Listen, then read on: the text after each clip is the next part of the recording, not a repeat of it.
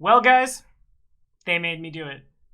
I can no longer have sweet facial hair and work at Chipotle. This is fucking bullshit. I hate how fat my neck is. Just don't look at me. Audio only. Here we go. Go into the video.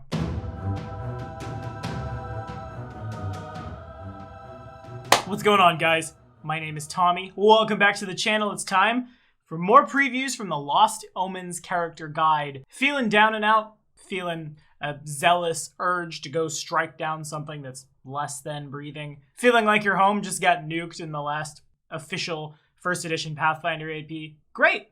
My hair's in my face. Whoosh. Because today, we have our first look at the Knights of Lastwall. If you're liking what you're seeing, remember, friends, like, subscribe, punch the bell.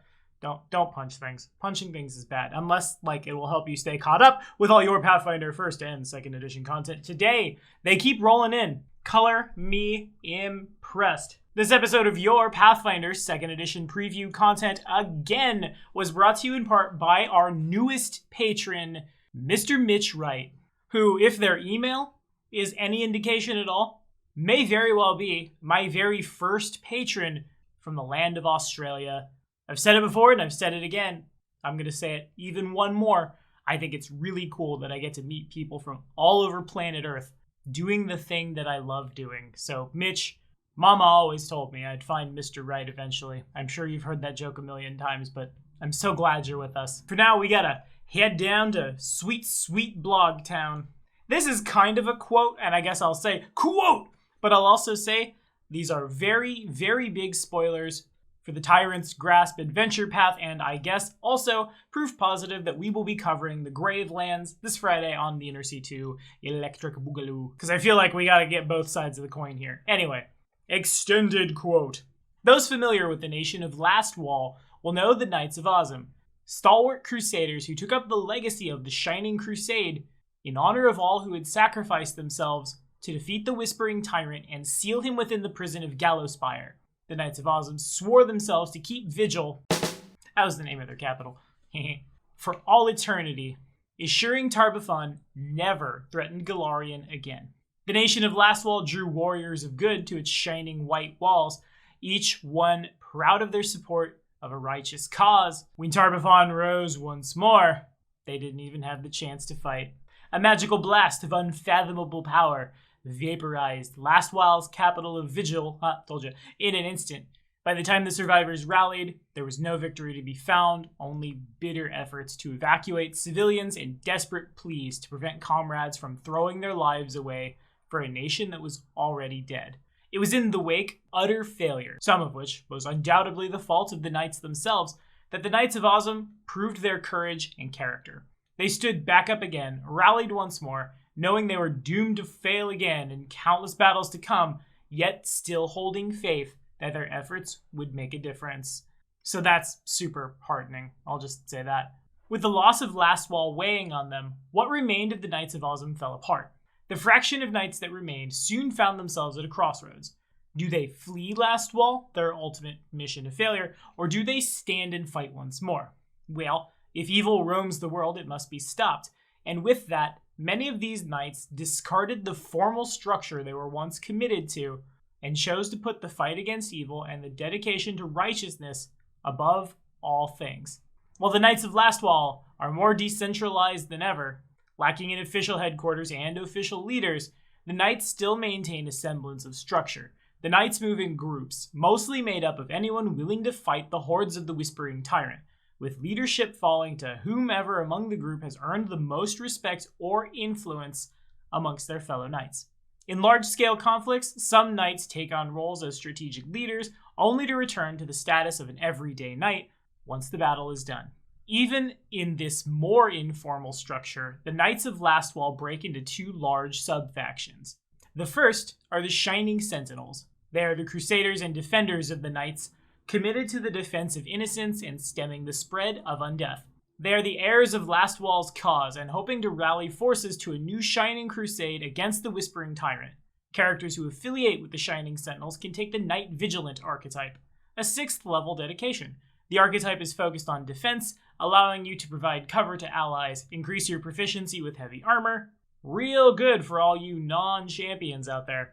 And gain resistance against attacks from the undead. You also gain access to the Aegis of Arnescent feat. Someone's gonna scream at me that I mispronounced that funny Greek word. I think the A is silent.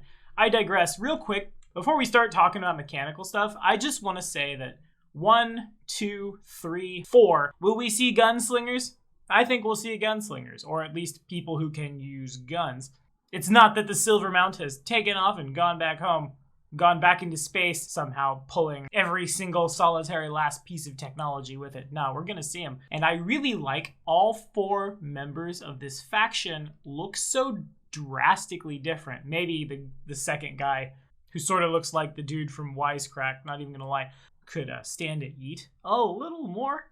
But it's not just like big, shiny, beefy boys and girls in plate mail, not like 4 paladins and the fighter who rolled for stats and had to keep them in order and got like a real bad charisma score. These are 4 very distinct characters. What I would probably say would be like a champion or a fighter, perhaps a fighter or champion that archetyped into a casty class, a wizard in plate, I have no even idea, and something gun. I think making these all look very different is very cool, and like it helps sell the faction at large for those of us who don't necessarily want to play a champion. I guess I said paladin, didn't I? Whoopsie. But still want to fight the good fight. Anywho, first up, the Aegis of Arnescent is feat level 12 for 2 actions with the prerequisites Knight Vigilant, Shield Block, and a Master of Religion. It requires you wield a shield. Inspired by the tale of Arnescent, you transform your shield into a magic ward. Nice. Until the beginning of your next turn, you gain the following reaction: absorb into the Aegis. When an enemy casts a spell that targets you or an ally within 15 feet, feels a lot like the champion's reaction, you interpose your shield's ward against the spell. Attempt to counteract check using your religion modifier, nice, as your counteract modifier. On a success, the spell is counteracted, and your shield takes damage equal to 4 times the spell level as it absorbs and disperses the magical energy. On a failure, the shield takes damage equal to twice the spell level. Suddenly, the guys with shields can block the fireballs. That's really cool. Yeah, I'm in love. That's just really good tech to have if you know you're going to be fighting wizards and things. Anyway, moving forward. Quote, the other sub-faction within the Knights of Lastwall are the Crimson Reclaimers. The Crimson Reclaimers are less concerned with defending the already protected bastions of civilization. Instead, they seek to fight the undead directly. If the Shining Sentinels are the shield that defends the innocent, the Crimson Reclaimers are the blade that cuts down the forces of evil. They travel directly into the Gravelands to fight toe-to-toe with the countless undead that roam the region, rescuing any civilians that may still be trapped beyond the front lines. In addition to their great skill at combat and infiltration, every Reclaimer swears the Crimson Oath, a mysterious rite that grants additional powers against the horrors of undead. And you know what this screams to me? This screams Ragathiel. Calling it here, kids. We're gonna see Ragathiel come down amongst the Crimson Reclaimers. I'm really surprised that the Gunslinger has the holy symbol of Iomedae in their mouth. Definitely just as easily could have been the Bastard Sword and Wing. Also, that's like my favorite Imperial Lord. Definitely top 5. Give it to me, Pazzo! Anywho, the Knight Reclamant Dedication. Feat level 6. You are trained in survival and stealth. You are any non-evil alignment. Even chaotic good is fine. I guess you can't really afford to be picky, can you? When the most powerful lich in creation has risen once again. You have sworn the Crimson Oath and become a full member of the Crimson Reclaimers. You gain expert proficiency in stealth and survival. Whenever you roll a success on a saving throw against an undead special ability, you get a critical success instead. This applies to any abilities that come from being undead, including innate spells, but not prepped or spontaneous spells. So that is the best sideboard tech versus the undead I've ever seen in my life. Once upon a time, I was a player in a game where I got to do that Wolf Fang Fist, and we were all rogues. Definitely would also like to be a player or a GM in maybe like a one-shot or like a 5-session-ish campaign, hey, maybe more, where it's required that everybody archetype into the Crimson Reclaimers, and we're just gonna get super SWAT team on a bunch of zombies. It sounds great. Anyway, we ain't done yet. Quote, characters who wish to join the Knights of Lastwall, but aren't necessarily dedicated to either the Shining Sentinels or the Crimson Reclaimers, still have a number of options available to them. as many of the Knights of Lastwall are champions and fighters. Huh, you don't say. Weird. This section offers a selection of feats for both of these classes, some of which grant new focus spells like the Sunblade focus spell for champions, and we can all just be real sad now that the Sunblade's going to be a power and not something we can eventually buy. Boo. This spell allows champions to fire a ray of sunlight from their weapon, dealing fire damage, good damage, and positive damage to evil undead, and it even grows more powerful when the sun is in the sky. And now we can all build that sunny day Pokemon team here in Pathfinder. I love it. Beyond that, the Knights have access to a variety of equipment to aid in their fight, such as the Armored Skirt and the Fashard. Oh, there it is. There's that 18 to 20 reach weapon. Y'all watched the Chaotic Evil run of the Kingmaker CRPG, Lucia and I did. Yeah, that's exciting for me. Also, armored kilts. What more do you want? The Knights even make use of magical equipment like glorious full plate armor that can blind a knight's enemies. Polish your armor, kids. It'll gleam in the sun of the Omade.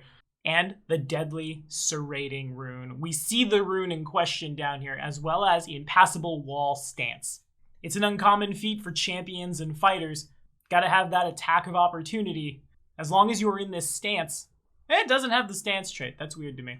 When you critically hit with an attack of opportunity triggered by a move action, you disrupt that move action. The Rating Rune is rune level 10, sets you back 1,000 gold. It's etched onto a slashing melee weapon. A serrating weapon's bladed edge separates into jagged, swirling shards that spin along the blade. When dealing slashing damage, the weapon deals an additional 1d4 damage. For one interact action to activate this thing, you brandish the weapon and focus its power, causing the serrated shards to buzz as they spin at a dizzying speed.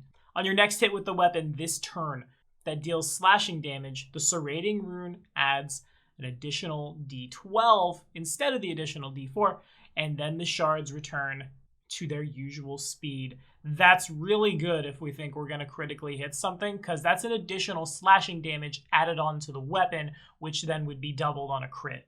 Can I say it's like the best thing ever? Probably not, but it is shiny. If nothing else, an extra 2d4 looks good on everyone. Get those crits, double those dice, go hard. So yeah, I came into this one not super excited about it, because the Knights of Lastwall and like Paladins versus Undead have never really been like my jam. But when one of the most powerful adversaries in the region is a really powerful necromancer, it makes sense that we would see a lot of content for these guys. And the content is so varied that I feel like I could enjoy it, even though that's not necessarily my type of character. Much in the same way that a Cleric of Erastil feels more survivally woodsy than they ever did. But I digress. Friends, what do you think? Are we playing them? Shining Sentinels or Crimson Reclaimers? Throw it in the comments. Let me know what's up, guys. The next episode of Your Pathfinder 2nd edition preview content, covering whatever we see in the next blog, drops next week.